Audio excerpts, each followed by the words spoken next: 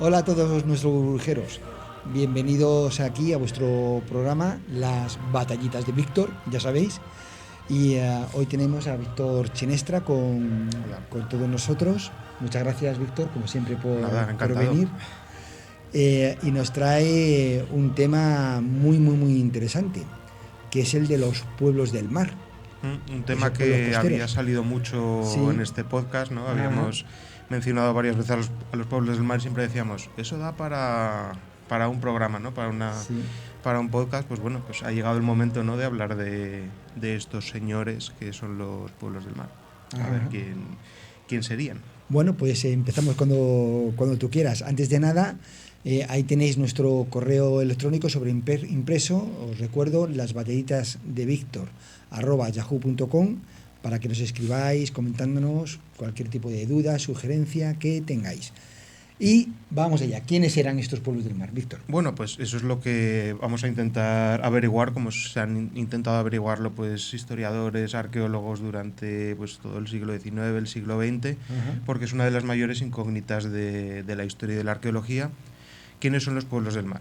Ujú. ¿No? Es la duda que todos tenemos de quién sería esta gente, ¿no? Y de Ajá. dónde salieron, que es lo que ha llevado de cabeza pues a los arqueólogos e historiadores. Ujú. Bien, ¿y por qué son tan importantes los pueblos del mar? Porque hay que Sí. saber quiénes eran, o bueno, porque parece que es importante saberlo. Porque parece que son los protagonistas de el colapso de las civilizaciones del mar Egeo y del mar Mediterráneo oriental Ajá. en el final de la Edad del Bronce. O sea, en el Ajá. bronce final. Volvemos otra vez pues, a temas recurrentes, ¿no? Que han Sí, salido donde se va en mis secciones la de metalurgia. la Edad del Bronce, Sí. la Guerra de Troya, también tangencialmente Mm. la vamos a tocar. Y en torno al año 1200 a.C., que es también donde fechamos más o menos la Guerra de Troya, ¿no? Cuando hablamos Sí, hace dos programas, sí. tuvo lugar la desaparición de todas las grandes civilizaciones del mar Egeo y del Mediterráneo oriental, Ajá, ajá. sobre las mismas fechas. Entonces, uno de los mayores misterios es quién o qué causó este colapso, es decir, Ajá, ajá. esta caída de estas civilizaciones que parecían pues, muy asentadas en la zona y que tenían un poder pues, relativamente Claro, porque importante. entiendo que no se ha encontrado nada escrito. O sea que de repente Sí, hay sí, un vacío ahí, hay sí. escritos. O sea, tenemos pruebas arqueológicas, pruebas escritas, literarias sobre estas caídas. Sí. Lo que pasa es que no hay ninguna prueba concluyente de quién lo causó. Entonces, los principales culpables que se han buscado son estos pueblos del mar, Ajá. que no se llaman así porque vinieran del mar, sino que es el nombre que les pusieron los egipcios, Ah. que es la única prueba documental que tenemos de esta gente. Ujú. No, porque Egipto fue el único pueblo que sobrevivió a este colapso del 1200. Ajá, ajá. Y claro, y relata que en el año 1177 Ujú. llegaron unas hordas provenientes del mar que atacaron el delta del Nilo. Ajá, ajá. Y en esas fuentes que las tratan los egipcios, pues dan una relación de nombres de estos pueblos que provenían del mar. Y se ha interpretado que fueron los culpables porque esta gente protagonizaría pues, las destrucciones del resto de civilizaciones, ¿no? Y tradicionalmente se ha atribuido a ellos Ajá. el desastre, ¿no? Es la teoría tradicional. Ujú. Lo que pasa es que la arqueología pues, ha ido sacando a la luz pues, otros datos o otros hechos y ha ido cambiando un poco el discurso, ¿no? Se ha puesto un poco en duda que estos pueblos del mar fueran realmente solo los culpables de la Sí. caída de estas civilizaciones. Ujú. Por lo que, pues lo primero vamos a ponernos un Sí, poco en en contexto. contexto Sí, histórico, sí. ¿no? Ujú. De la zona y de cuáles eran estas civilizaciones, estos imperios. Ajá. ¿No? El contexto geográfico, ya lo hemos comentado, sería el Mediterráneo oriental Sí. y el Egeo. ¿Vale? Cogería parte de lo que conocemos como el Próximo Oriente Ujú. Antiguo, Ahí lo Mesopotamia vimos en la. e Ujú. incluso Egipto. ¿Vale? Y tenemos a civilizaciones pues, tan importantes como la Grecia micénica, de la que ya hablamos Sí, cuando comentamos la Guerra de la guerra de Troya, Troya, efectivamente. los Ujú. hititas, ¿no? Que es el otro protagonista de ese Sí. enfrentamiento, Ah.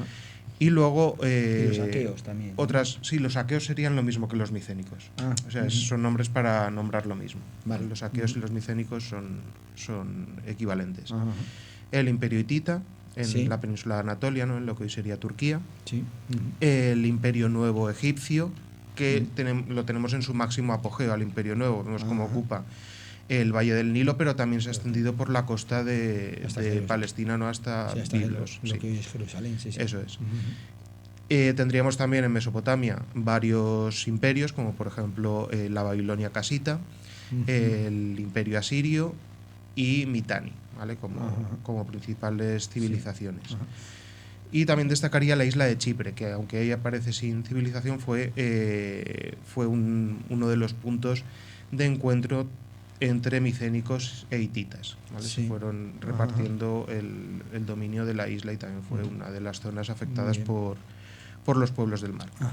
Vemos Troya mucho más arriba. Eso es, sí, tenemos una zona ahí en lo que es Turquía, la costa del Egeo, Sí. que estaría dominada por varias ciudades, ¿no? Como por ejemplo Troya, Wilusa, que comentábamos que Sí. aparecía en las fuentes hititas, Sí, sí. y una federación de ciudades llamadas los Arzawa, ¿no? Que serían pues diversas ciudades de esa costa, ¿no? Que también son mencionadas en las fuentes, en las tablillas hititas. Muy bien. Entonces este sería el panorama de la Edad del Bronce, ¿no? Unos imperios que eran florecientes en aquella época, con capitales poderosas y sobre todo con unas relaciones comerciales entre ellas muy fluidas. Es decir, tenemos registros tanto materiales, ¿no? De regalos, de cerámicas, de productos de lujo que aparecen pues por ejemplo, de los hititas en Egipto o viceversa. Es decir, que había unas relaciones comerciales y diplomáticas muy intensas entre estos estados, ¿no? También tenemos ejemplos de cartas entre reyes Mira. de Qué emperadores interesante. hititas, los faraones, los reyes de Babilonia. Es decir, que había un contacto muy directo entre estas civilizaciones, comercial, también diplomático, y por supuesto también guerras, ¿no? Ya hemos visto cómo los micénicos y los hititas, pues en la zona de Troya habían tenido enfrentamientos, pero también entre los hititas y los egipcios, ¿no? Como la batalla de Cadés. Sí. Y era pues un escenario, ¿no? de política, ¿no? En la que había pues, relaciones de alianzas, pactos comerciales, pero también guerras. Entonces, la mayor incógnita es, ¿no? Cómo estas civilizaciones tan asentadas y caen, prósperas también, claro. y prósperas, caen en un periodo muy corto de tiempo, ¿no? Y no se vuelve a saber de ellos, Claro. ¿no? Porque corto de tiempo en historia. Claro, corto de tiempo, pues desde el 1100, desde el 1250 hasta el 1100. Prácticamente es cuando se producen las destrucciones y el abandono, claro, porque sí que ha sido una catástrofe, una destrucción, pero se reconstruye, pero en este caso no, muchas de las ciudades se abandonan y muchos imperios y civilizaciones desaparecen, no se vuelven a reconstruir hasta siglos después. Eso también un poco lo que vimos con el Imperio Gemer. Eso es, que desaparece y no que desaparece y no hay vuelve. luego rastros, sino que hay una descentralización y luego empiezan a surgir pequeños núcleos que reconstruyen un poco pues lo que era antes, pero no llega a ser un imperio de tal magnitud. Muy bien, ya estamos situados entonces. Vale, pues vamos a empezar con qué es lo que pasa, ¿no? Las primeras destrucciones, vamos a ir analizándolas de los datos que tenemos, pues tanto arqueológicos como históricos. Vamos a empezar por la costa del norte de Siria, entre lo que hoy es Siria, Israel, Palestina. Y la primera gran ciudad importante que tenemos destruida es Ugarit, que también salió cuando hablamos de los alfabetos, ¿no? Porque el alfabeto ugarítico era uno de sus primeros protoalfabetos.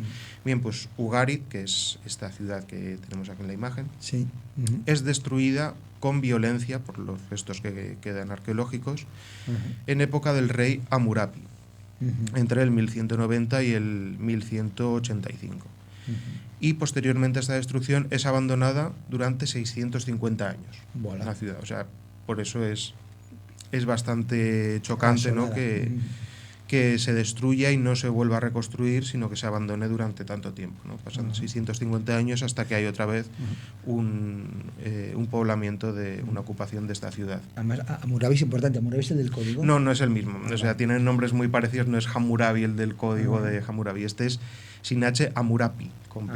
Vale. Serán nombres parecidos, pero este es en ugarítico. Otra de las ciudades destruidas cercanas a Ugarit es Emar, que es destruida también en la misma época, en 1185. Sí. Se recogen las fuentes que es destruida por unas hordas, pero no se menciona nada más de quiénes son los atacantes ni nada, simplemente unas hordas que destruyen la ciudad.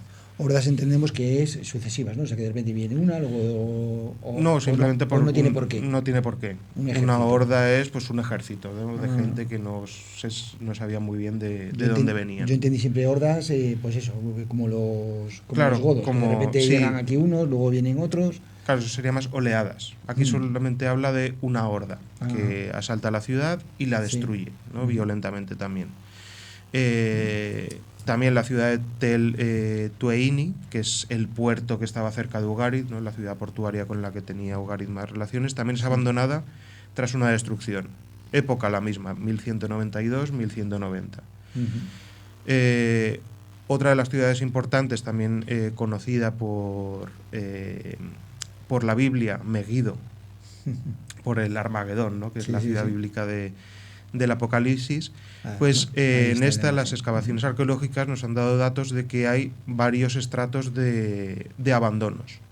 Uno acabaría en el año 1200, habría un primer abandono de la ciudad. Aquí sí que hay una reconstrucción, pero luego en 1130 ya se abandona definitivamente.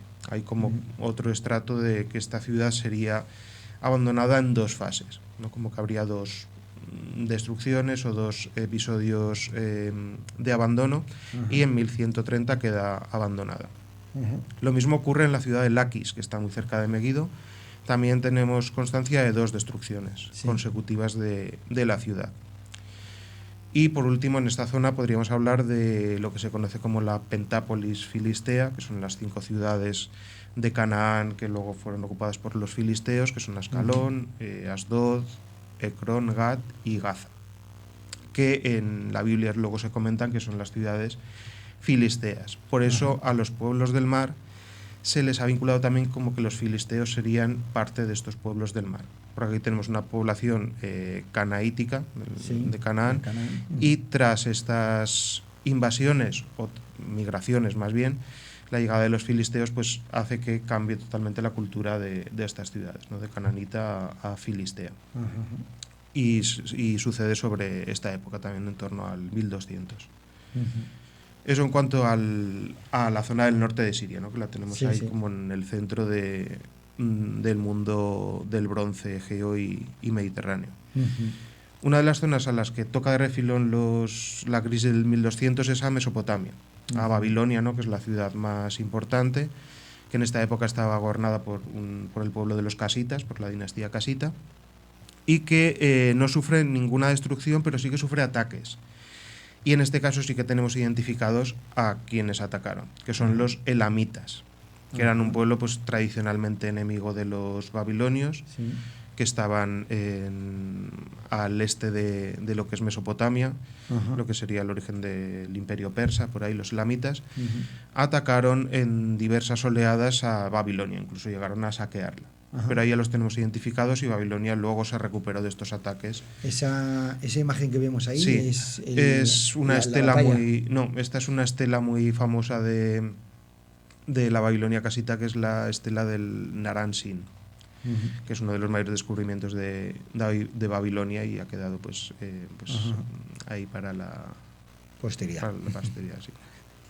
No, es muy, muy reconocible esta estela, que sí que representa al emperador babilonio, ¿no? En este caso subiendo a una montaña, que es el propio Naram-Sin. Ahora llegamos a Anatolia. Aquí ya sí que empieza lo fuerte de las destrucciones, que tenemos a Troya por una parte, de la que ya hablamos largo y tendido, a la Troya 7A de la que hablábamos, ¿no? La que se destruye en torno al 1200, y que no sabemos muy bien si fueron los micénicos por esta guerra de Troya o fueron los pueblos del mar. O es que resulta que los micénicos eran parte de los pueblos del mar. ¿No? Todas las teorías son válidas. Son válidas, o sea, hay que tenerlas en consideración. También es destruida la ciudad de Mileto y la ciudad de Tarso, ¿vale? Que están todas en la costa de Anatolia, de lo que es hoy Turquía, en el Egeo. Todas por ataques de pueblos procedentes del mar. Y en el centro de Anatolia, en el imperio hitita, en el corazón del imperio, en la capital que es Hattusa, ahí tenemos, aquí vemos las puertas de la ciudad de Hattusa, la Puerta de los Leones, Sí, sí.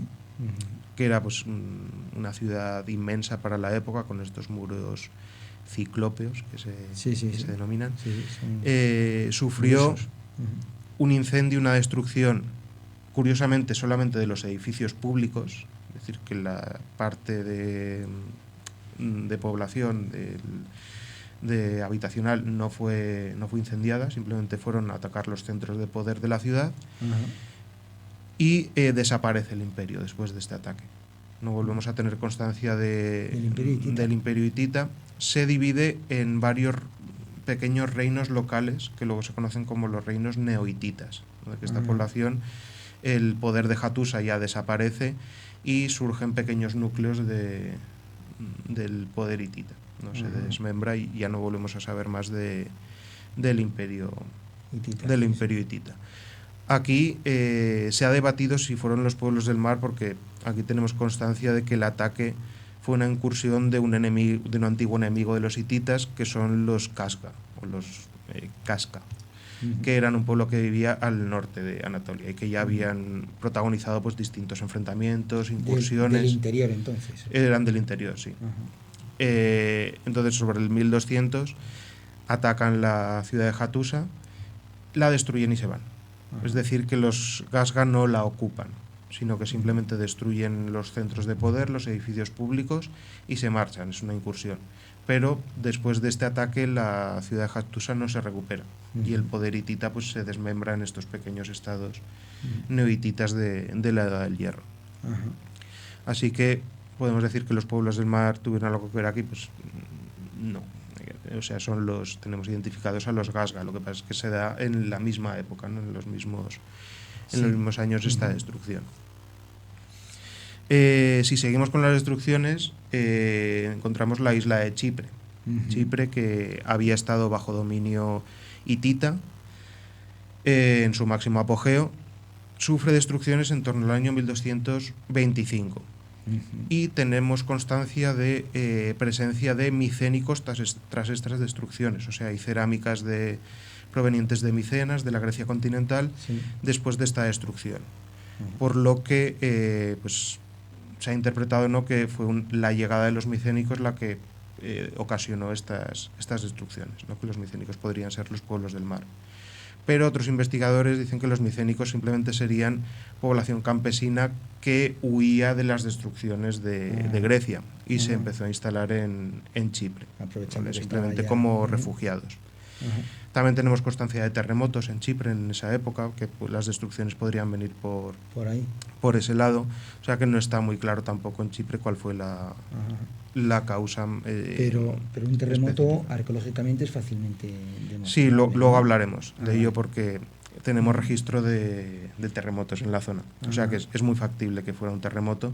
Y no que fueran hordas, no que fueran... Claro, y que fuera simplemente gente refugiada de que pues, su ciudad ha sido destruida por un terremoto y que fueran buscando pues un sitio donde vivir, ¿no? Y que fueran más migraciones de gente, de campesinos que fueran... No nos vamos a adelantar entonces. Venga. Luego hablaremos de las teorías y de las más plausibles. Entonces tenemos Chipre también destruida con estas cerámicas micénicas que aparecen después de la destrucción, ¿no?, de esta población micénica en Chipre.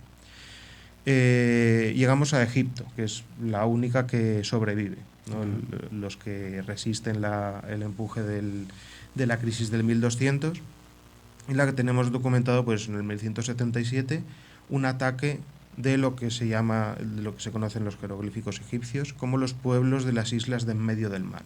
Los denominan así, o más conocidos como pueblos del mar. Se enfrentan a Ramsés III, que tenemos constancia de una batalla entre estos pueblos y Ramsés. Ahí lo tenemos. Esto es pues un calco de los relieves del templo de Medinet Abu, que es el templo funerario de Ramsés III. Este Ramsés es el gigante. Ese es segundo. Este sería el descendiente. Bueno, pasan varias generaciones, pero sí sería descendiente de Ramsés II. Y aquí lo vemos enfrentándose con esas hordas, ¿no?, de los pueblos del mar, Ajá. donde aparecen representados a la izquierda, vemos de la imagen, pues Sí, en sí. barcos, Sí, sí. con arcos, con Sí. lanzas, Mm. y estos pueblos del mar aparecen caracterizados muy distintos, llevan tocados, llevan vestimentas muy exóticas, muy distintas de las egipcias, y muy distintas también entre ellas. Es un grupo muy heterogéneo. De hecho, en los Escritos. escritos de estos relieves, en los jeroglíficos, Sí. detallan la lista con los nombres de los pueblos del mar. Y claro, se ha intentado, mediante la etimología de los nombres, sacar quién podrían ser, que luego veremos cuando intentemos descifrar quiénes eran estos pueblos del mar, qué nombres se han identificado con quién. Ajá. ¿Vale? Pero el Ramsés III vence a los pueblos del mar, rechaza sus ataques, incluso luego tenemos registro de que los utilizó algunos de ellos como mercenarios. Ajá. Como que luego algunos actuaron como mercenarios al servicio de Egipto. O sea, que logró vencerlos, incluso someter a algunos a sus órdenes, ¿no?, como mercenarios. Sí. Lo que sí que es verdad que, no sé si tendrá que ver o no, que a partir de Ramsés III, de su reinado, comienza el declive del imperio nuevo egipcio. Ajá. Pero bueno, en el ataque de los pueblos del mar pues no tendría mucho que ver, ¿no? Mucho que ver, ¿no? Simplemente es casualidad de que a partir de Ramsés III comienza ese declive, que igual también puede tener que ver con la desaparición del entorno en el que vivía Egipto, ¿no?, de esas relaciones comerciales con los otros pueblos y la crisis general que vive el Mediterráneo y el Egeo en ese momento. Y por último llegamos a las destrucciones de Grecia.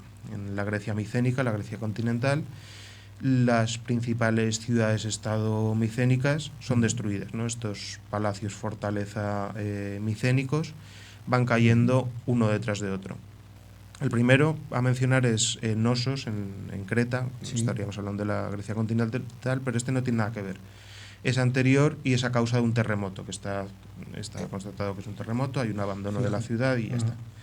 Pero los que sí que pues, da la impresión de que fueran los pueblos del mar son las ciudades de Pilos, que sería la primera en el 1180, en el que hay una serie de incendios, y en las tablillas que nos quedan del Palacio de Pilos se habla de que estaban en los últimos años de vida del palacio especialmente vigilantes del mar, porque había pues, piratas, había asaltantes que venían del mar y estaban vigilantes de estos, ¿no? Y las últimas noticias que tenemos es de eso, de que estaban muy atentos al mar. Y en 1180 la ciudad queda devastada por un incendio, ¿no?, con restos de enfrentamiento. Por lo tanto, pues es muy probable que fueran estos pueblos del mar, ¿no?, esta gente.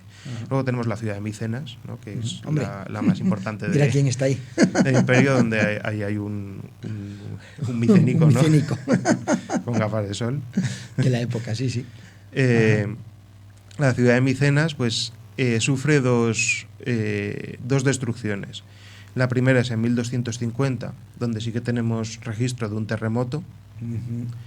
Se vuelve a ocupar y en 1190 es abandonada ya definitivamente por un incendio.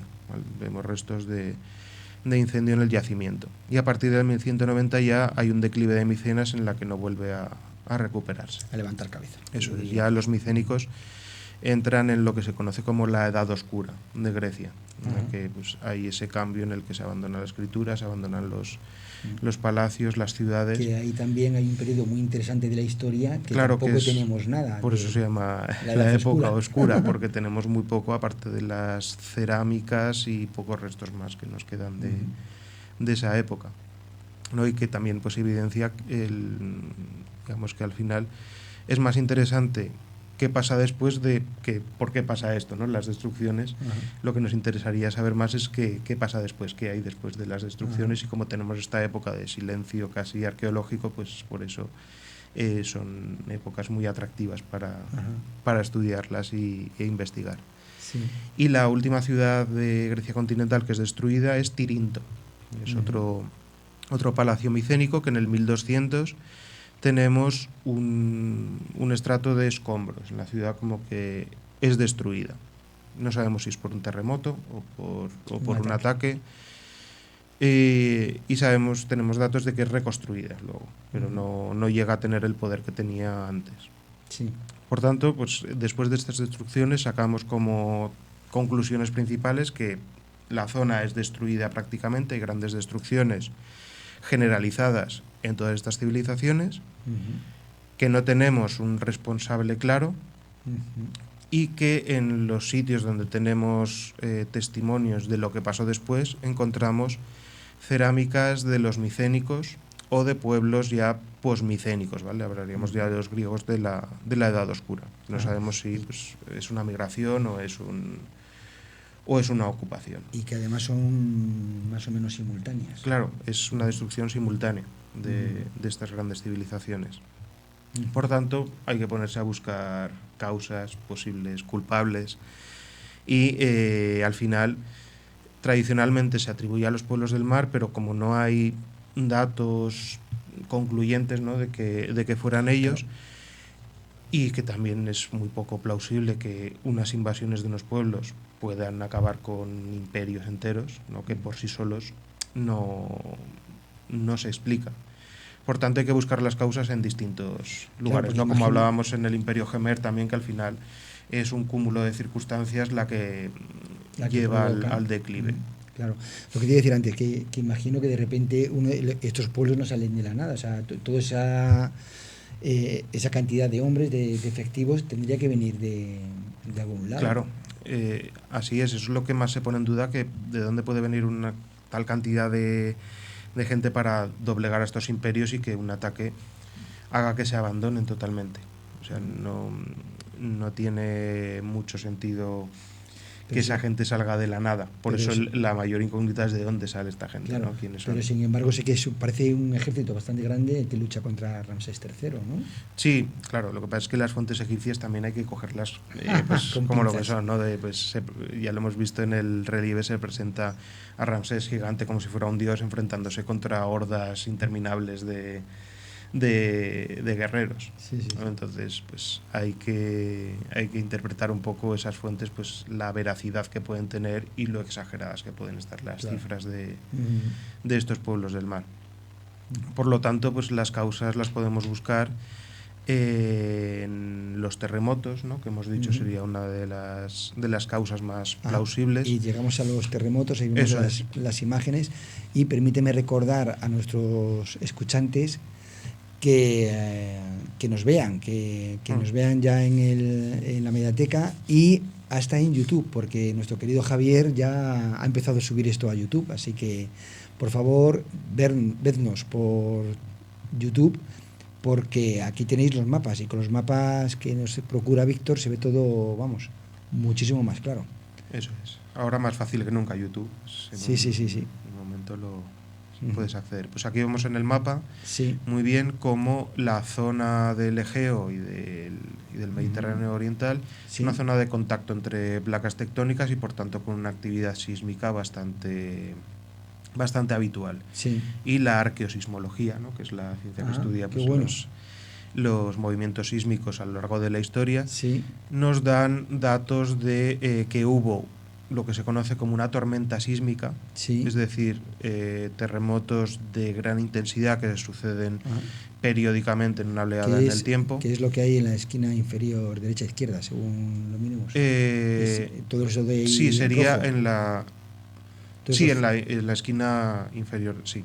Eso es. Sería una tormenta sísmica en la que se van sucediendo distintos terremotos de una intensidad bastante importante en fechas sucesivas, en años sucesivos. Y la tenemos fechada entre el 1225 y el 1175, es decir, coincide con las fechas de estas destrucciones. Incluso pues tenemos ejemplos como el de Micenas, ¿no?, que fue destruida por un terremoto, y otras ciudades. Me asombra, por no decir me alucina, la capacidad de precisión arqueológica. Ostras. Porque vamos, no estamos hablando de hace 10, 20 años, es que... Claro, entonces esto, como la ciencia pues, arqueológica en este caso y sismológica pues va avanzando, lanzan nuevos datos que pues no solo quitan culpa a los pueblos del mar, sino que puede ser esto una tormenta perfecta, ¿no? En la que coincidan pues varias causas, varios factores a la vez que hagan caer a estas civilizaciones, ¿no? De no solo los pueblos del mar, sino que también pues sabemos que hubo terremotos en esta época. Otra explicación sería el cambio climático, ¿no? Como también hablamos en el Imperio Gemer, que los cambios en la climatología pues pueden desencadenar cambios sociales, cambios económicos, y en este caso también estudios arqueológicos, en concreto el estudio del polen fósil en los mares de Galilea y en el Mar Muerto, nos arrojan datos de que hubo un periodo de gran sequía entre los años 1250 y 1100 a.C. Es decir, que estas sequías pues pudieron haber causado hambrunas, tensiones sociales y una competitividad por los recursos limitados, ¿no? Y que esto diera lugar pues a migraciones, a que surgieran grupos de piratas, de asaltadores, de saqueadores que fueran estos pueblos del mar, ¿no? Otra de las causas que se ha barajado es el de las rebeliones internas, ¿no? Que sumado a los terremotos, a las destrucciones, al hambre, a la sequía, las clases bajas, las que sufrieran más las consecuencias de esta crisis, pues se sublevaran contra las clases dirigentes, ¿no? Y que protagonizaran rebeliones internas. Pero claro, una rebelión interna podría acabar con una civilización, pues difícilmente. Difícil, ¿no? Bueno, lo vimos en Rusia en 1917, pero pero Rusia se mantuvo. Claro, sí. No desapareció. Cambió un poco, pero no acabó con una civilización, ¿no? Pues en este caso también sería poco probable, ¿no?, que una rebelión interna de las clases bajas acabara con los grandes imperios. Y luego llegamos a la tesis de las invasiones o migraciones, ¿no? La tesis tradicional de los pueblos del mar, que son mencionados en las fuentes.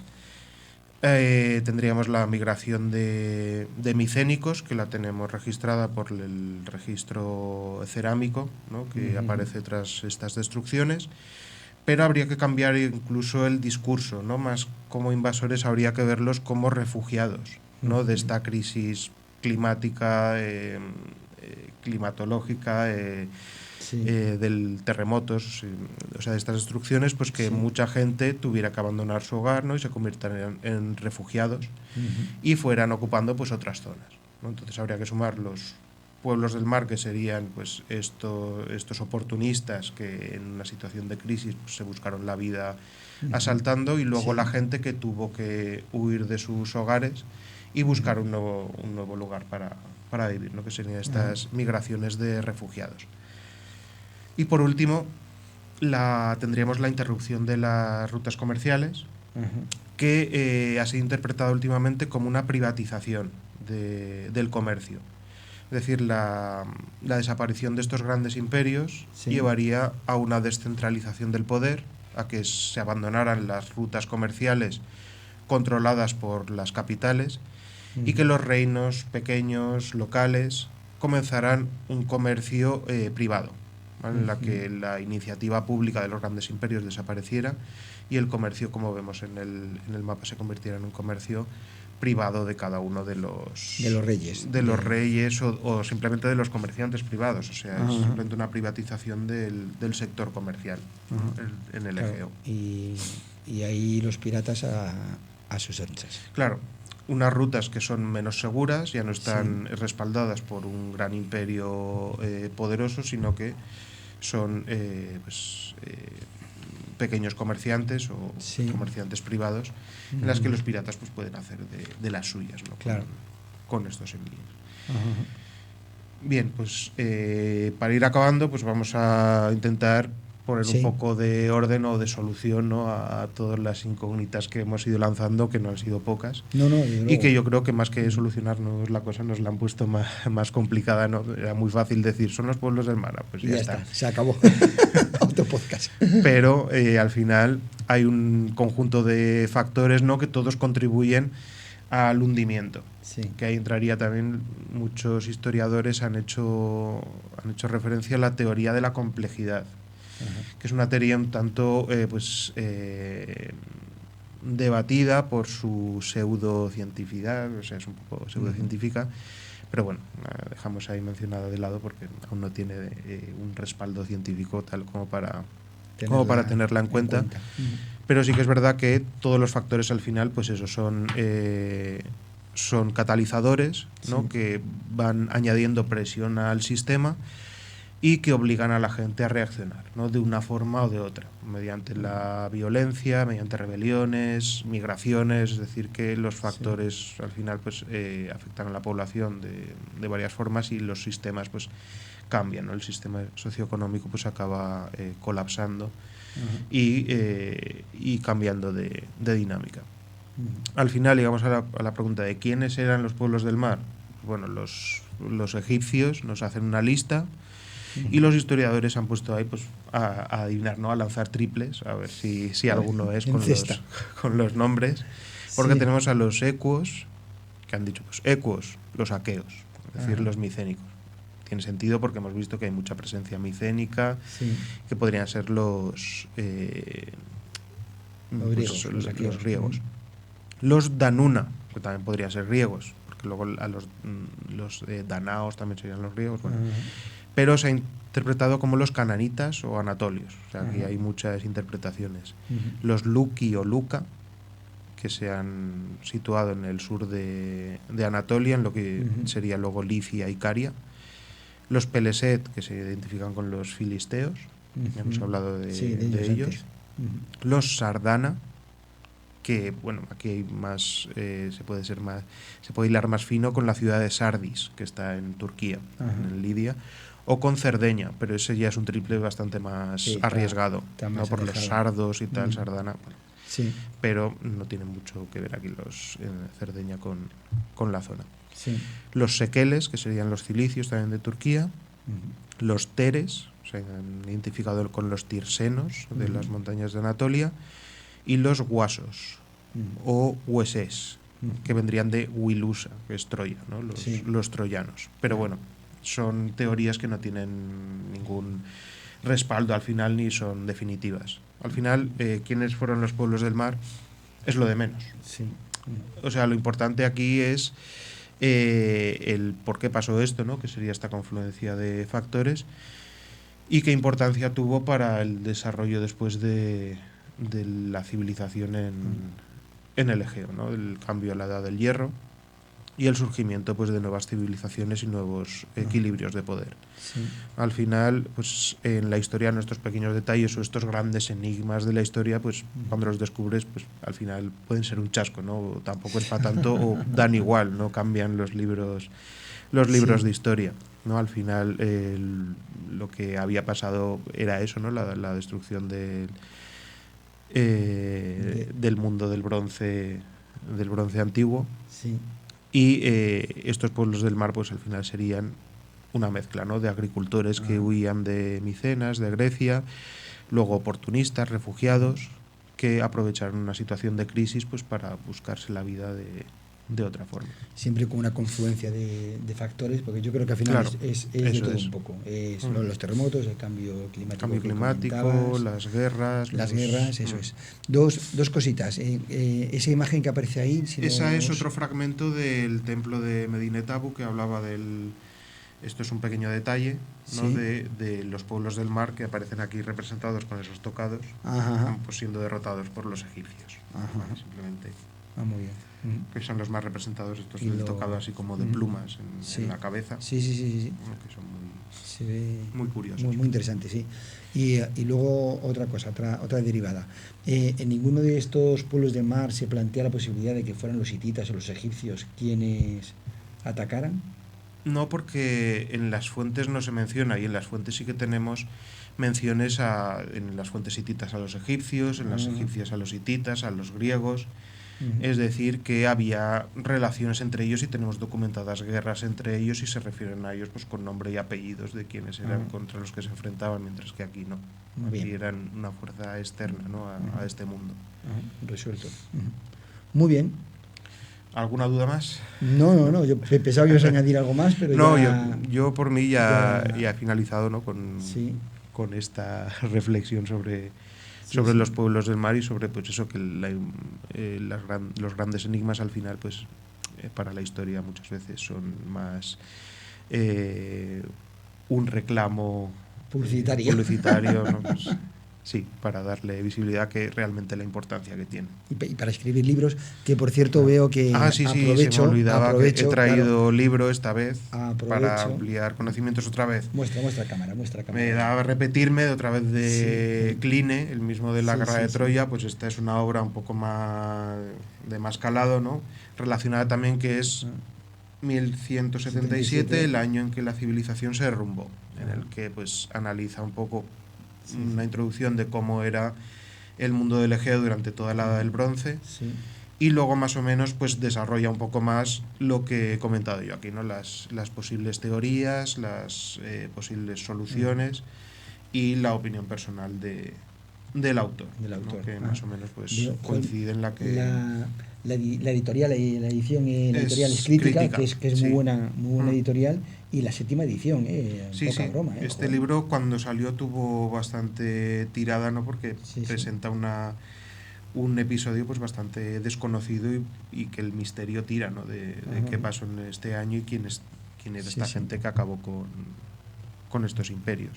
Bueno, pues y ya cerrando el arco de caídas de imperios, ¿no? Que hemos hablado de Troya, del Imperio Gemer, y ahora cerramos esta trilogía, ¿no? con los pueblos del mar. Muy bien. Que nos deparará el siguiente programa. ¿Quién lo sabe? ¿Quién lo sabe? Ya tengo algunas ideas por ahí. Sí, bueno. Muy bien, pues ya no contarás. Bueno, pues cerramos esta trilogía con el libro. Nosotros siempre animándoos a profundizar en esto, si aquel que quiera profundizar todavía muchísimo más, el libro que nos ha comentado Víctor, y bueno, pues despedimos el programa. Nos emplazamos para el siguiente programa, el mes que viene, y nada, un abrazo desde aquí. Ahí tenéis nuestro correo, lasbatallitasdevíctor@yahoo.com. Y nada, despedimos. Pues Víctor, nos vemos a la próxima. Muchas gracias por la invitación de nuevo. Nada, a ti, Víctor, por venir. Bueno, un saludo a todos vosotros. Nos vemos cuando vosotros queráis en Las Batallitas de Víctor.